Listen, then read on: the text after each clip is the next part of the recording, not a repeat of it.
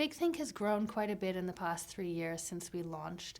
We now have over 1.5 million unique visitors a month, and we also have over 1 million of our videos consumed on our site per month, as well as off our site over 5 million video views. So as all of our content, video content, is embeddable, and so that obviously makes it interesting to other media partners and entities who might want to use our content.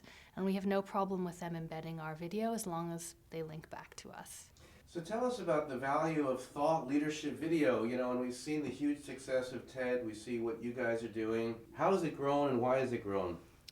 Well, we're ever more in a knowledge economy, and as people know, knowledge is really what is of most use today.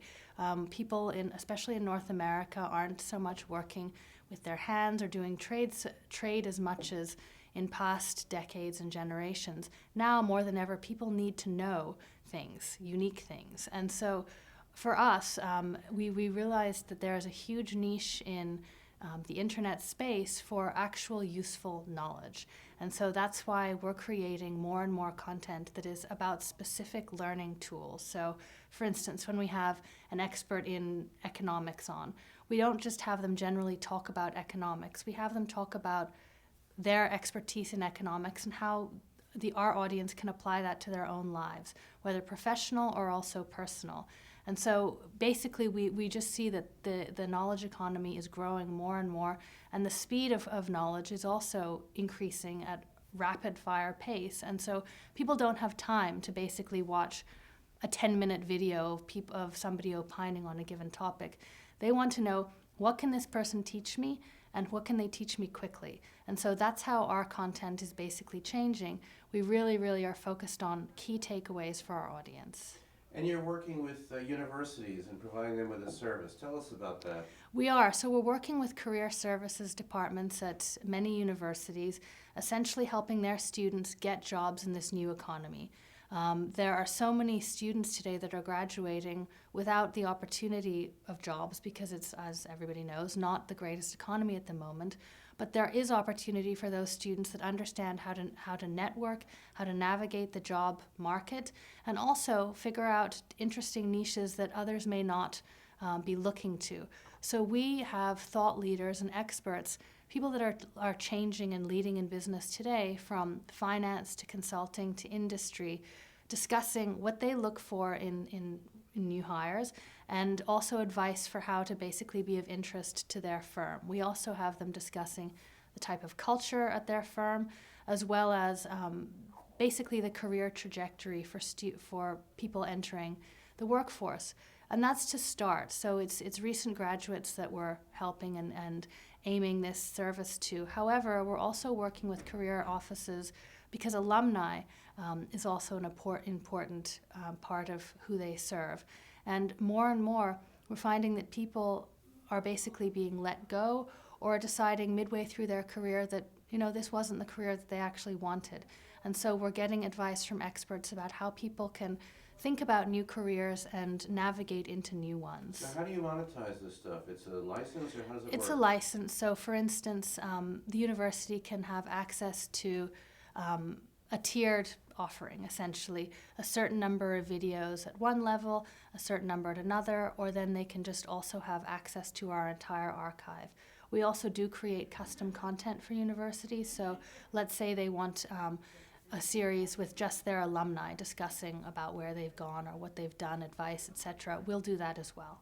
In this knowledge economy, information is more useful than ever, and sponsors are really, really keen to have today's top thinkers and influencers associated with their brand, especially talking about issues that are important to that given company. And so our content is 90% accessible for free to the audience, and the way that we support that is by sponsorships. However, we really, really are focused on creating excellent content, whether it's sponsored or not. So you won't come to Big Think and find basically advertorial type content. It has to be content that we would create anyway. So we've had over 24 sponsors ranging from Intel to Pfizer to Dell to Microsoft, across the spectrum of type of companies. And so that's growing quite well as well. And that's, as I said, how we support the public side of Big Think. You're funded through the seed funding initially. Mm-hmm. Tell us about the company, not to get too deep or specific, but how are things going? Are you managing? Are you looking to raise money? Are you profitable? What's going on? How are things going? We raised money once almost 4 years ago, an angel round, and we don't intend to raise again. We, unlike I think many startups, were focused from day one on making money.